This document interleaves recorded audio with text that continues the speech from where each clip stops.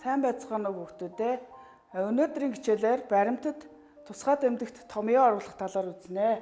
Математикийн багш нь 9 дугаар ангийн сурагчдад квадрат тэгштгэл сэдвээр бие даалт хийх даалгавар өгжээ. 9 ангийн сурагч Чингүн даалгаврыг бяцхан ном хэлбэрээр хийхээр төлөвлөсөн. Бяцхан номынхаа төлөвлөлт зохион байгуулалтыг хийгээд мэдээлэл цуглуулах явцдаа гараар бичиж бяцхан номыг хийжээ. Одоо гараар бичсэн номоо компьютерт оруулах болсон. Баримтч боловсруулах програм ашиглаад номын гарчгийг автоматар үүсгэн хуудсанд хөл толгой мэдээлэл оруулж хадгалсан.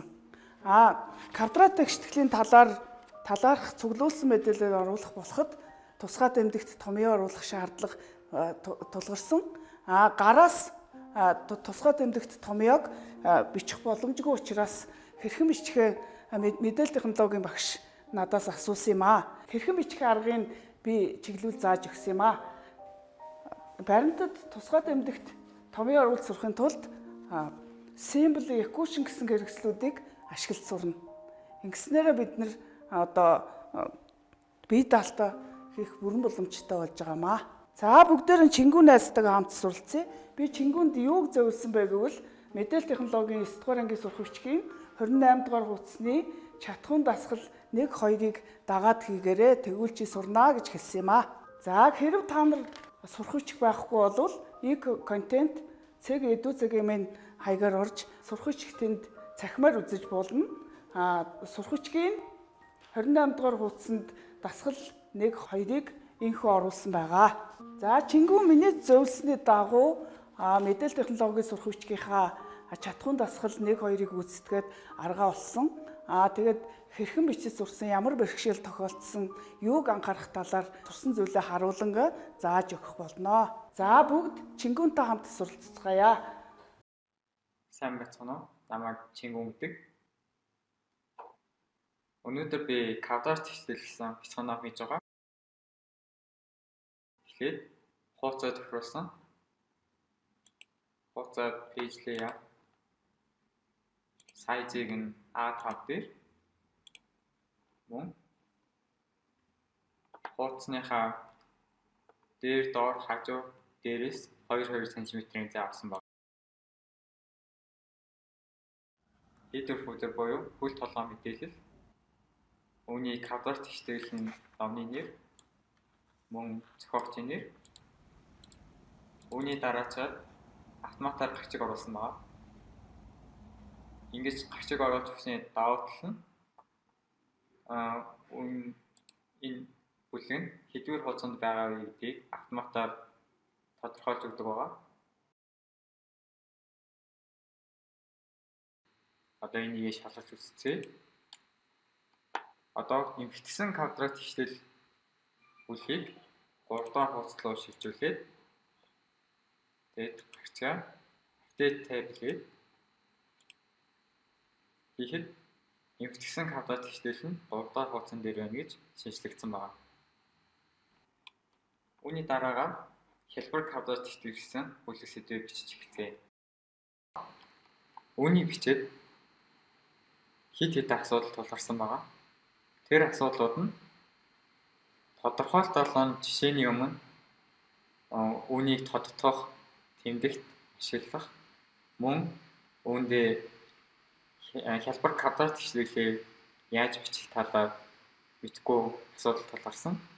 Үүнийг явуулахаар мэдээлэл технологийн багштайгаа зөвлөлдөөд 9 дугаар ангийн сурах хүчийн 28 дугаар хуудасны дасгал 1-2-ыг даган гүйцэтгснээр томьёо оруулах арга ойлгосон байна. Тэгээд эхний энэ хэсэг нь тодорхойлолт хэсэг байгаа. Энэ тодорхойлолтын өмнө тэмдэгт оруулъя. Тэмдэгтийг insert-ийн symbol руу ороод more symbols. Энд дээр биднэрт фонт байгаа. Энэ фонтууд нь дотроо янзын жишээлбэл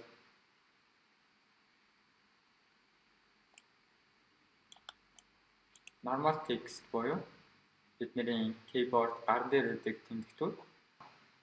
Одоо би сонгосон тодорхойлолтын тэмдэгтээ оруулъя.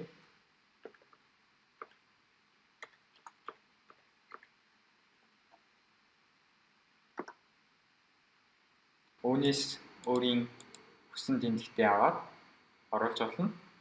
Жишээлбэл би тодорхойлсондоо энэ тэмдэгтийг оруулах гэж байна. Тэмдэгтээ сонгоод insert дараад close. Ингэснээр бидний баримтад тэмдэгт орж ирнэ.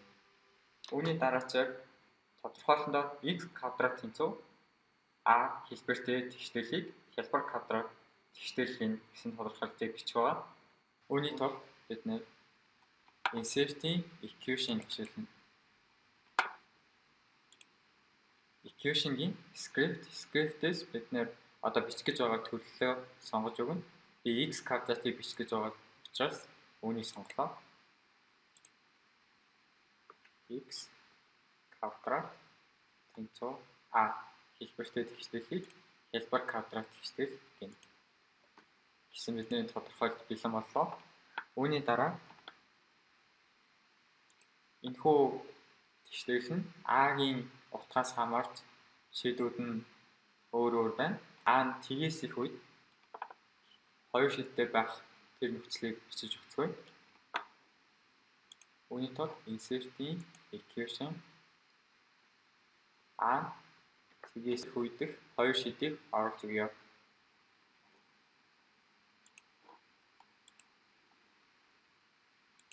x1 2 гэсэн x-тэй индексжүүлж байгаа учраас саяны хэлбэрийг сонгоод x1 тэнцүү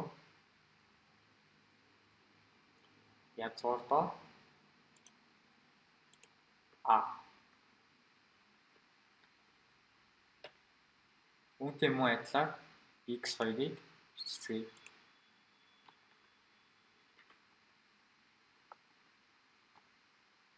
Тэнцүү хасах язгуурдаа a.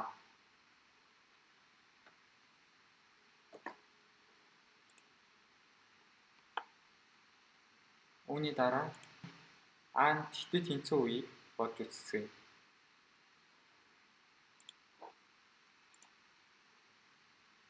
A тэнцүү тэг үед x нь цор ганц буюу тэг шийдтэй. Хамгийн сүүлийн нөхцөл болох a тэгээс бага үеийг бичсэн. Уг тохиолдолд хялбар тэгштэл нь шийдвэ байна. Үүний дараа жишээ 1. Жишээ 1-ийн өмнө жишээгээ тодорхойлохын тулд тэмдэгт ашиглая. Мөн адилаар insert-ийн symbol more symbol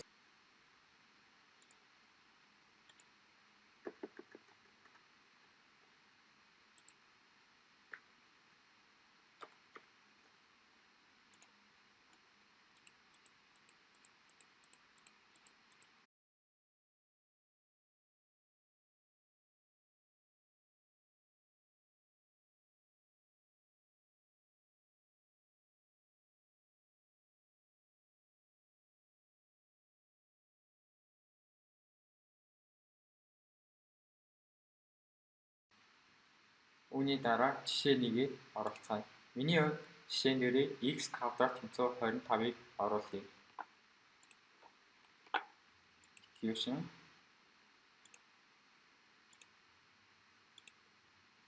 x квадрат тэнцүү 25.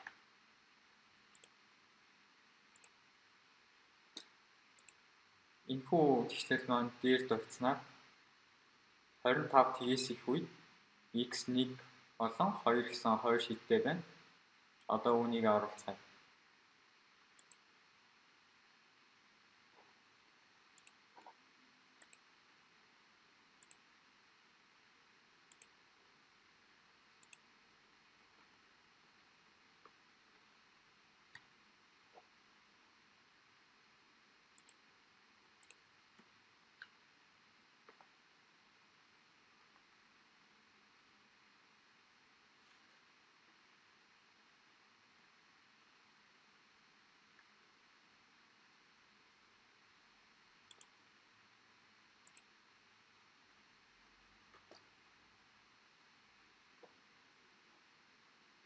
Мөн адил x2-ыг оруулцгаая.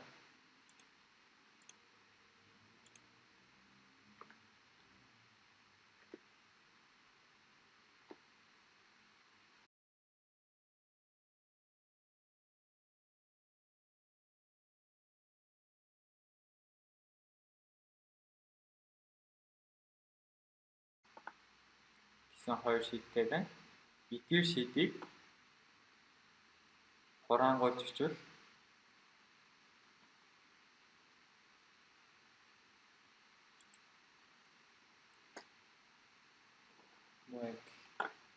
density equation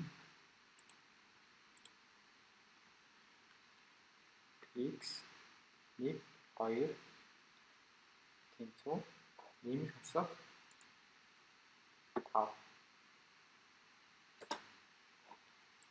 гэж бичиж болно. Ирэх жишээ 1-ийг бичсэнтэй адил жишээ 2-ыг мөн хийж үзцгээе.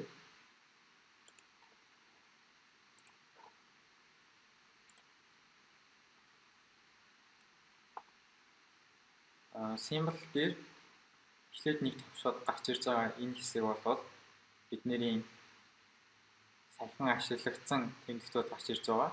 Үүнийг ашиглаад жишээ 2 дээрээ тэмдэгтээ оруулъя. Одоо бид нэр өгүүлбэртээ тааруулаад хоёр шийдтэй байх хэвшээлийг оруулж өгье.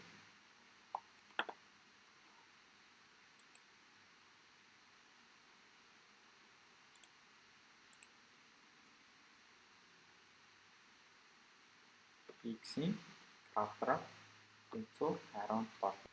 Тэгээд энэхүү тэгштэл маань ч гэсэн хоёр шийдтэй байх бөгөөд үүнийг сурчнаа баттгах нь хийж үзье.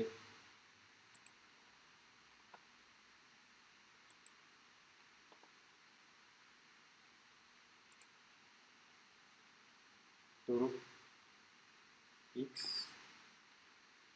1 2 тэнцүү нэмэх хасах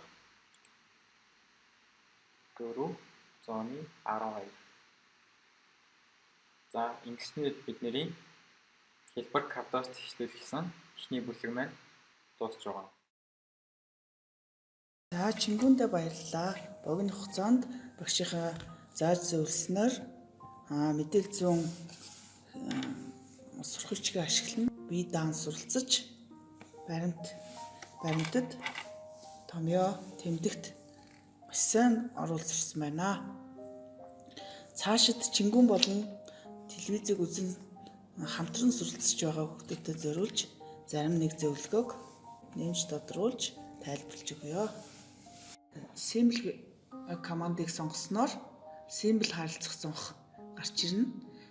Энд байгаа фонтуудаас сонгоход өөр тэмдэгтүүд гарч иж байгааг ажиглаж бичсэн бахаа.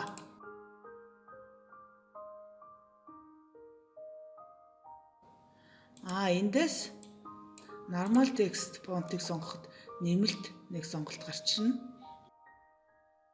Геометрийн төрсөөд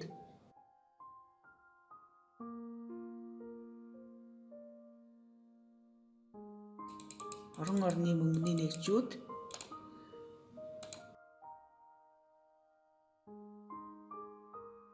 грек цагаан толгой математикийн тэмдэгт зэрэг олон зүйлүүдийг эндээс нэмэлтээр сонгох боломжтой байдаг. Symbol фонтыг сонгох үед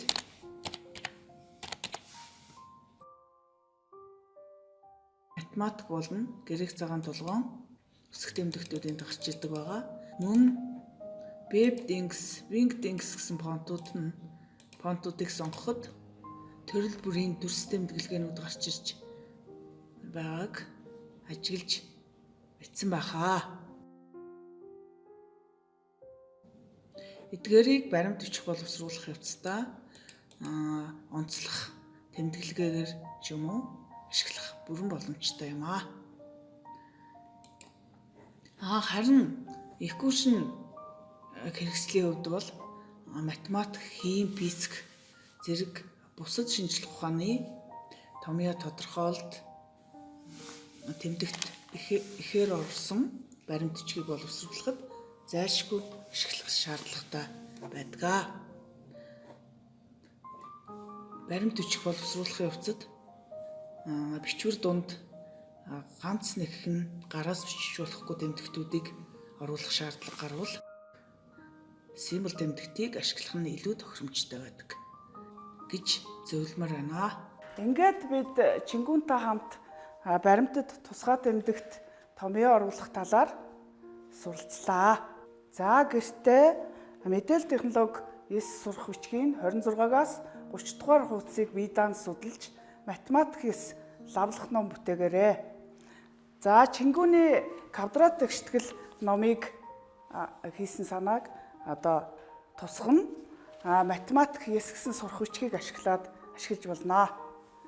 Анхаарал тавьж хамтран суралцсанд баярлалаа.